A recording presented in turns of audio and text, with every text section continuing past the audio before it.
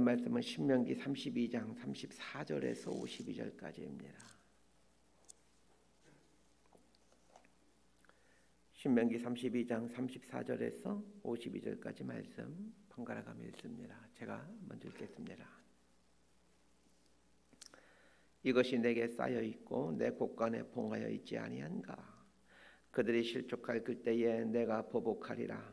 그들의 환난 날이 가까우니 그들에게 닥칠 그 일이 속히 오리로다. 참으로 여호와께서 자기 백성을 판단하시고 그 종들을 불쌍히 여기시리니 곧 그들의 무력함과 갇힌 자나 노인자가 없음을 보시는 때로다. 또한 그가 말씀하시기를 그들의 신들이 어디 있으며 그들이 피하던 반석이 어디 있느냐?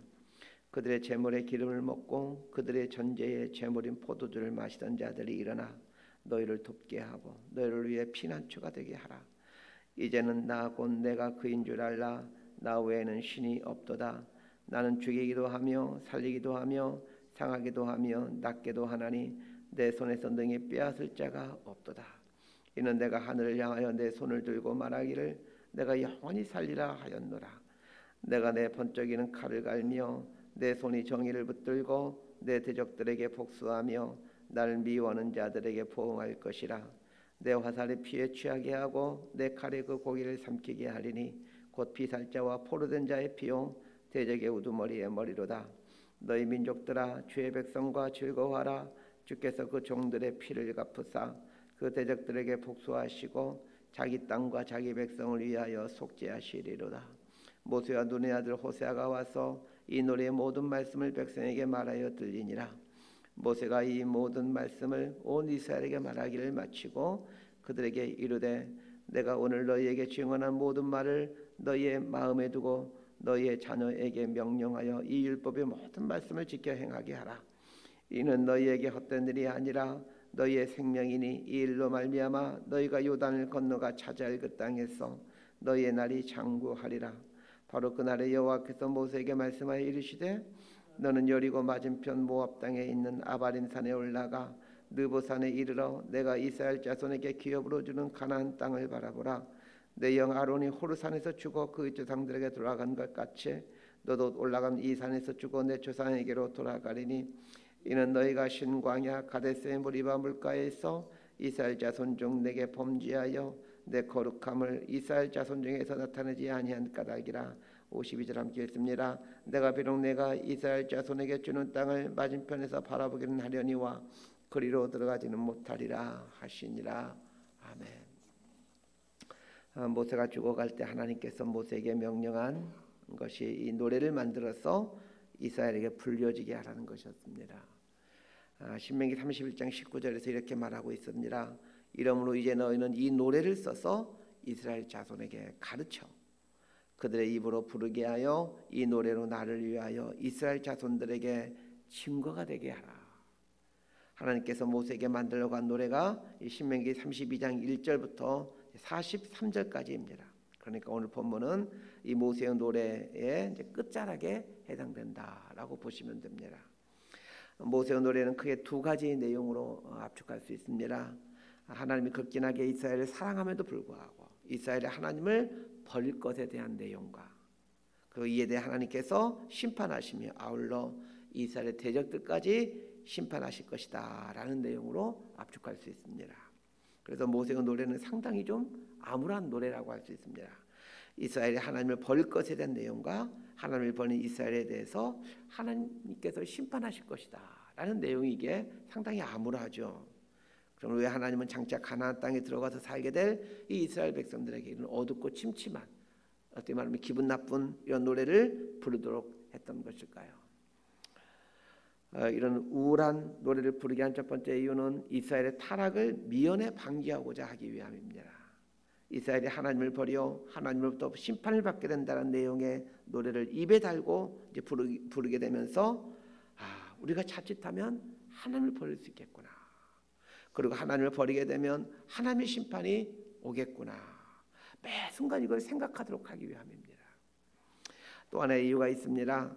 타락해서 하나님의 심판을 받게 될 때에 이 모든 심판들이 자신들의 죄 때문이란 것을 알도록 하기 위함입니다. 그렇게 함으로 결국에는 회개하여 하나님께 돌이키도록 하기 위하여 이 노래를 만들어 부르도록 했던 것입니다.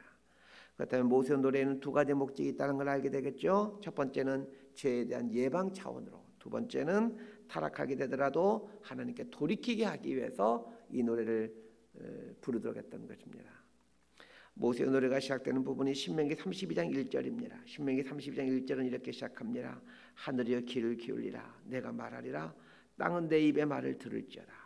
하늘과 땅을 등장시키므로 이 노래가 시작되고 있습니다. 하늘과 땅을 등장시키는 것은 무슨 이유이겠습니까? 하늘과 땅은 우리 인간의 측면에서 보면 영원한 것들입니다. 하늘만큼 땅만큼 영원한 것이 어디 있겠습니까? 그렇다면 모세의 노래에서 말해준 내용은 영원히 변하지 않는 하나님의 법칙이라는 것을 말해줍니다. 모세의 노래가 말해준 핵심이 무엇이었습니까?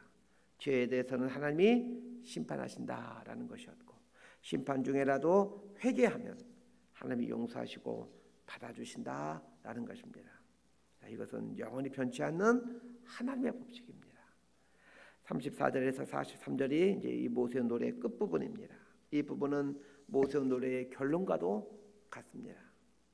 모세의 노래의 앞부분은 하나님이 이스라엘 백성들을 얼마나 사랑하셨는가와 그럼에도 불구하고 이스라엘이 하나님을 버리게 된다라는 것을 말해주고 있습니다. 후반부는 이스라엘이 하나님을 버릴 때 하나님이 이스라엘을 심판하신다라는 걸 말해주고 있습니다. 하나님을 향한 믿음은 하나님에 대한 바른 지식에서 출발합니다. 하나님이 어떤 분인지도 모르면서 하나님을 믿는다라는 것은 어불성설입니다. 그래서 하나님을 믿는다고 하면서 하나님이 어떤 분인지를 알려고 하지 않는다는 것은 앞뒤가 맞지 않습니다. 모세의 노래를 통해 하나님께서 알려주고 싶은 것이 있습니다. 이스라엘아, 너희의 실체가 무엇인지 아느냐? 이걸 알려주고 싶었던 것이고, 더 나아가 하나님이 누구이신가? 이걸 알려주고 싶으신 것입니다. 하나님은 어떤 분이십니까? 우리를 사랑하는 분이십니다. 동시에 하나님은 우리의 죄에 대해서는 심판하신 분입니다. 하나님은 수많은 이름을 가지고 있고 수많은 성품을 가지고 있지만 가장 대표적인 것이 사랑과 공의입니다. 그래서 구원을 이해할 때 이 사랑과 공의를 알지 못하면 우리 기독교의 구원을 이해한 게 아닙니다. 구원뿐만이 아닙니다. 하나님의 백성들은 우리의 인생살이도 하나님의 사랑과 공의를 모르면 인생이 해석이 되질 않습니다. 물론 사랑과 공의 외에도 더 많은 틀을 갖고 인생을 해석하면 더 정확하게 해석할 수 있지만, 사랑과 공의는 병원으로 치면 엑스레이와 MRI 같은 것이라고 보시면 됩니다. 병을 진단하고 해석하는데, 어디가 아파서 병원 가면 사실 우리들은 이게 무슨 병인지 잘 모르지 않습니까? 병원에 가서 의사의 진단을 받고 이게 무슨 병이구나 이렇게 알게 되는데, 뭐 의사라고 알겠습니까? 이런 MRI나 무슨 CT라든지 뭐 이런 것들을 통해 가지고 이제 무슨 병인지 알게 되는 거죠. 이렇게 의사들이 주요 사용하는 주요 측정 기구가 무슨 엑스레이, MRI, 뭐 CT기, 뭐 초음파기, 뭐 이런 측정할 수 있는 도구들입니다. 엑스레이, MRI, 초음파로 검사하면 웬만한 병들이 진단되듯이 우리 인생도 하나님의 사랑과 하나님의 공의라는 틀로 진단하고 해석하면 웬만한 것들은 해석이 되어집니다. 34절에 이것이 내게 쌓여 있고 내 곳간에 봉하여 있지 아니한가 라는 말의 의미를 보았으면 좋겠습니다. 이것이 라는 말이 시작하는데, 이것이는 이스라엘 백성들의 죄를 말합니다. 이스라엘 백성들의 죄가 하나님의 곳간에 봉해져서 쌓여 있다 이렇게 말씀하십니다. 회개하지 아니한 죄는 하나님의 곳간에 쌓여 있게 됩니다. 그리고 어느 정도 쌓이게 되면 35절 말씀처럼 그들이 실족할 때에 내가 보복하리라 라는 이 말씀처럼 하나님의 심판이 시작되는 겁니다. 하나님이 이스라엘 백성들을 심판하시면서 이 36절의 감정을 갖게 됩니다. 참으로 여호와께서 자기 백성을 판단하시고 그 종들을 불쌍히 여기시리니. 예전에 개역성경 번역본에서는 이 부분이 그 종들을 인하여 후회하시리니 이렇게 번역되어 있습니다. 이스라엘 백성들을 심판하자 고통을 겪게 된 이스라엘 백성들을 보면서 하나님께서 아파하신다는 겁니다. 그러면서 하나님이 이스라엘 백성들에게 답답해서 변론하시게 됩니다. 뭐라고 변론합니까? 37절에 보니까 그들의 신들이 어디 있으며 그들이 피하던 반석이 어디 있느냐, 이 말의 뜻은 이스라엘 백성들아 너희들이 나를 버리고 다른 신들에게 갔는데 도대체 그 신들이 어디로 사라진 것이냐. 이스라엘 백성들아 너희들이 우상을 너희 인생의 반석으로 삼고 그것들을 의지하고 있는데 도대체 그 신들은 지금 어디 있느냐. 이런 의미입니다. 그러면서 하나님께서 뭐라고 말씀하십니까? 우상이 그렇게도 좋으냐. 아무리 우상이 그렇게 좋으면 그렇게 우상한테 가라. 그렇게 말씀하시죠. 이어서 하나님께서 하신 말씀은 다른 신들은 없다. 너희들이 다른 신들 찾아 지극히 섬겨도 다른 신은 없어. 하나님 외에는 다른 신은 없다. 이렇게 분명하게 말씀하십니다. 결국 하나님이 이스라엘 백성들에게 말해주고 싶은 최종적인 말씀은 무엇입니까? 하나님만이 유일한 신이시오 하나님만이 참 신이시다라는 것입니다. 모세의 노래는 이제 끝이 나게 됩니다. 하나님은 모세로 하여금 이 길고 긴 노래를 지어서 이스라엘 백성으로 하여금 외우게 하여 늘 부르게 하라고 명령합니다. 하나님께서 이 노래를 만들어 부르게 하신 것은 하나님을 버리고 우상을 섬겨 하나님의 심판을 받게 되더라도 그 심판 중에더라도 하나님께로 돌아오도록 하기 위함이었습니다. 그렇다면 이 노래에 담긴 하나님의 마음을 알아서 우리가 두 가지 결단이 있었으면 합니다. 첫 번째는 하나님을 떠나지 않는 거죠. 두 번째는 하나님을 떠나 죄된 삶을 살다가도 하나님의 심판을 받을 때라도 다시 하나님께 돌아오는 것입니다. 하나님 우리가 죄로 인해서 아무리 망가졌다 하더라도 하나님께 다시 돌아오시면 얼마든지 받아주십니다. 자, 44절에서 47절까지 말씀 함께 읽습니다. 시작. 모세와 눈의 아들 호세아가 와서 이 노래의 모든 말씀을 백성에게 말하여 들리니라. 모세가 이 모든 말씀을 온 이스라엘에게 말하기를 마치고 그들에게 이르되 내가 오늘 너희에게 지용하는 모든 말을 너희의 마음에 두고 너희의 자녀에게 명령하여 이 율법의 모든 말씀을 지켜 행하게 하라. 이는 너희에게 헛된 일이 아니라 너희의 생명이니 이 일로 말미암아 너희가 요단을 건너가 차지할 그 땅에서 너희의 날이 장구하리라. 하나님께서 모세에게 노래를 가르쳐준 다음에 이 노래를 이스라엘 백성들에게 가르치라고 말씀하십니다. 모세와 여호수아가 해야 될 가장 중요한 일은 무엇입니까? 하나님께서 선포해준 말씀을 이스라엘 백성들이 마음에 새기고 살아가도록 하는 겁니다. 목회자가 성도에게 해야 될 가장 중요한 것은 성도들이 하나님 말씀을 마음에 새기고 살아가도록 하는 것입니다. 그래서 말씀을 반복해서 가르치고 귀에 인이 박히도록 말씀을 전해야 됩니다. 그렇다면 성도들이 해야 될 가장 중요한 것이 무엇이겠습니까? 하나님 말씀을 마음에 새기고 사는 겁니다. 헌금하고 봉사하는 게 중요한 게 아닙니다. 하나님 말씀을 마음에 새기고 살아가는 것, 이보다 더 중요한 건 없습니다. 또 하나 해야 될 것이 있습니다. 말씀을 전해주는 계승자가 되는 것입니다. 자녀들에게 말씀을 전해줘야 합니다. 교회는 다음 세대들에게 말씀을 전해줘야 됩니다. 그래서 우리의 아이들이 말씀에 순종하며 사는 그런 아이들이 되도록 해야 됩니다. 이게 우리에게 맡겨진 사명입니다. 제 기억에 아주 잊혀지지 않는 그 모습이 있습니다. 대학생 때 1년에 한 번, 두 번씩은 그 수원 성균관대 이렇게 그 역에 보게 되면 성균관대하고 서로 역을 사이에 두고 맞은편에 보게 되면 그 율전동이라는 동네인데 거기에 그 야트한 야산에 교회가 하나 있습니다. 이제 그 교회 가서 이제 뭐 기도도 하면서 하룻밤씩을 뭐 자고 오곤 했습니다. 그 비닐하우스 몇 동이 산속에 있는데 그게 교회입니다. 근데 그 교회에 있다 보면 이제 저녁에 이렇게 뭐 기도하고 또 책도 보고 있다 보면 이제 그 교회에 다니는 그 초등학교 아이들이 이렇게 몇 명씩 옵니다. 그 초등학교 아이들하고 이런저런 이야기를 합니다. 근데 그 아이들 성경 지식이 결코 저에게 지지지 않습니다. 제가 대학생 때 저희 학교 간의 미션 스쿨이라서 성경고사를 성경 대회를 하곤 했는데 제가 늘 1등을 했습니다. 근데 그런 저하고 초등학교 아이들 성경 지식이 결코 지지지 않습니다. 저는 그 아이들 보면서 어떻게 이스라엘도 아닌 한국 땅에서 이런 아이들이 있을 수 있을까 생각하곤 했습니다. 근데 그 교회가 그렇게 아이들에게 성경 말씀을 가르칩니다. 그 교회 부모님들은 정말 아이들에게 목숨 걸고 아이들에게 말씀을 가르칩니다. 저는 우리 교회 성도님들이 이런 부모님들 됐으면 좋겠고, 우리 교회 어른들이 우리 교회 아이들에게 이렇게 말씀을 가르쳤으면 좋겠습니다. 47절에서 하나님께서 분명하게 약속하십니다. 이는 너희에게 헛된 일이 아니라 너희의 생명이니 이로 말미암아 너희가 요단을 건너가 차지할 그 땅에서 너희의 날이 장구하리라.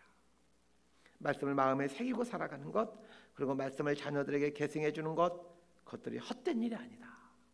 하나님 말씀하십니다. 하나님께서 왜 그것들을 헛된 일이 아니다 이렇게 말씀하시겠습니까?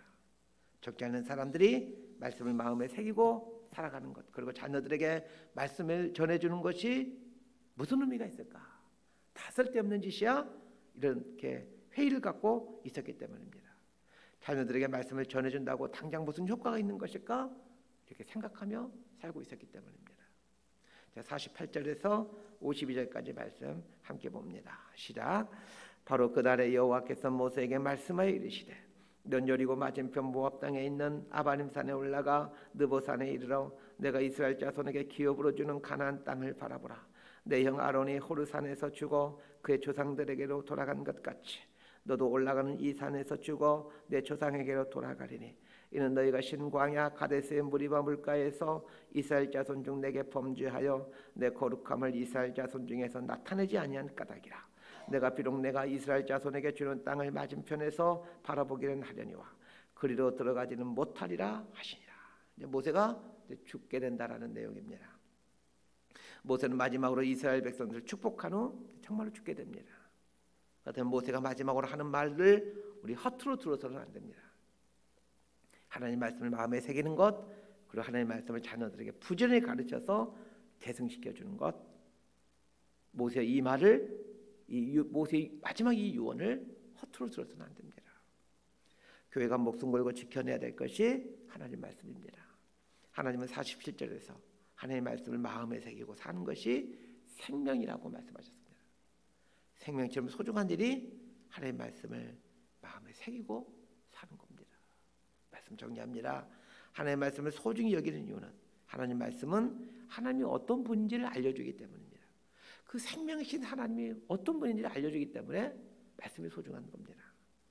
그래서 말씀을 보게 되면 하나님이 보이고 또 하나님을 만나게 됩니다. 하나님은 어떤 분입니까? 우리를 너무나 사랑하시는 분이십니다. 아들까지 기꺼이 내어줄 만큼 우리를 사랑하시는 분이십니다. 그러나 하나님은 사랑의 하나님이시지만 또한 공의의 하나님이십니다. 죄를 미워하시는 분이시죠. 하나님을 떠나면 죄를 줄 수밖에 없습니다. 그런데 죄에 대해서는 하나님이 반드시 심판하십니다. 신앙의 핵심은 하나님의 말씀을 듣고 순종하는 것이 신앙의 핵심입니다. 하나님의 말씀을 마음에 새기고 그걸 붙들고 사는 게 우리 기독교 신앙의 핵심입니다. 그리고 또 하나 해야 될 사명이 있다면 이 말씀을 자녀들에게 부지런히 가르치는 겁니다. 그래서 자녀들이 하나님 말씀을 마음에 새기고 살아가도록 해주는 게 우리 부모의 마땅한 도리입니다. 말씀을 마음에 새기는 자에게 하나님은 이 땅에서 너희의 날이 장구하리라 이렇게 약속해 주셨습니다. 이런 복을 누리며 살아가는 저희 여러분의 삶이 되기를 진심으로 소망하고 축복합니다. 기도하겠습니다. 하나님 아버지, 모세가 죽기 직전 마지막으로 이스라엘 백성들에게 남겨준 유언과 같은 이 말씀을 우리 마음에 새기는 것과 마음에 새기고 살아갈 수 있게 되길 소망해 갑니다. 하나님의 말씀을 우리 삶에 새겨 나가는 삶을 계속 살게 하시고 또 하나님의 말씀을 또 자녀들에게 부지런히 가르친 이 말씀에 순종하며 살길 원해 갑니다. 이 땅에 살았던 사람들 중 누구보다도 하나님과 친밀한 삶을 살았던, 누구보다도 하나님께 위대하게 쓰임 받았던 모세가 이 마지막 호흡을 다해 피를 토하는 심정으로 전하고 있는 이 말씀을 우리 마음에 새기고 우리 남은 삶을 어디에 집중하며 살아야 될지를 깨달아가는 지혜를 갖고 살게 하여 주옵소서. 예수님 이름으로 기도드리옵나이다. 아멘.